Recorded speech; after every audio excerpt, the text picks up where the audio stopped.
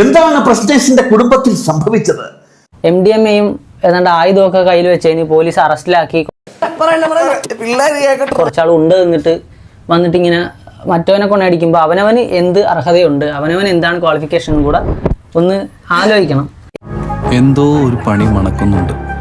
പറിക്ക് വരെ സാനിറ്റൈസർ അടിച്ച് നടക്കണമെന്ന് പറയുന്നവനല്ലയോ നീ? മറ്റുള്ളവന്റെ ഇതിന്റെ വൃത്തിയുടെ കാര്യമോ അല്ലെ അതിന്റെ ഡയമെൻഷന്റെ കാര്യമോ ഒക്കെ ആലോചിച്ച് നടക്കുന്നതും മോഹിച്ച് നടക്കുന്നതും ഒക്കെ എന്തൊക്കെയോ കുഴപ്പങ്ങളായിട്ടാണ് എനിക്ക് മനസ്സിലാവുന്നത്. കടിച്ച പാമ്പിനെ കൊണ്ട് വിഷർക്കാന്ന് കേട്ടിട്ടില്ലേ? അതാ ഇവിടെ നടക്കാൻ പോകുന്നത്.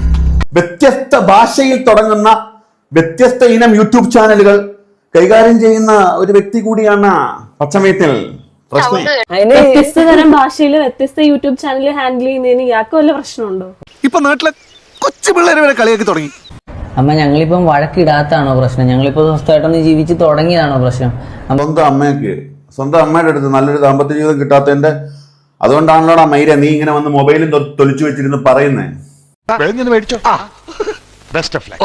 എടാ മൈരെ, ദാമ്പത്യം എന്ന് വെച്ച് കഴിഞ്ഞാൽ ലൈംഗികത മാത്രമല്ലടാ, കള്ള മൈരെ, കാട്ടു മൈരെ.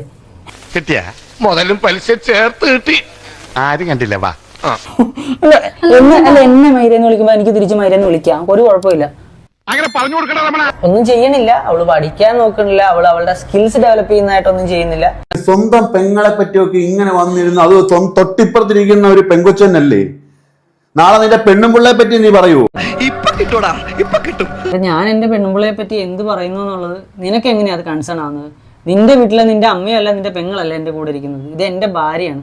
ഞാൻ ഇവളെ കാര്യം ഞാൻ നോക്കിക്കോളാം, വൃത്തിയായിട്ട് നോക്കിക്കോളാം.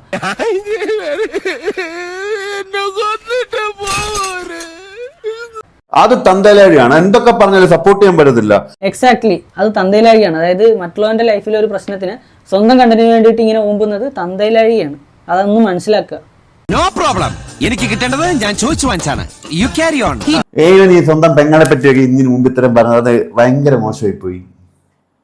അയ്യേ, സ്വന്തം വീട്ടില് മറ്റേ മയക്കുമരുന്നും അതുപോലെ തന്നെ ആയുധങ്ങളും ഒക്കെ ശേഖരിച്ച് വീടിനകത്തോട്ട് പോലീസുകാരെ കൊണ്ട് നിരങ്ങിച്ച ടീംസാണ് വലിയ വലിയ കൊണയടിക്കുന്നതെന്നുള്ളത് കേൾക്കുമ്പോഴാണ് എനിക്ക് ചിരി വരുന്നത്.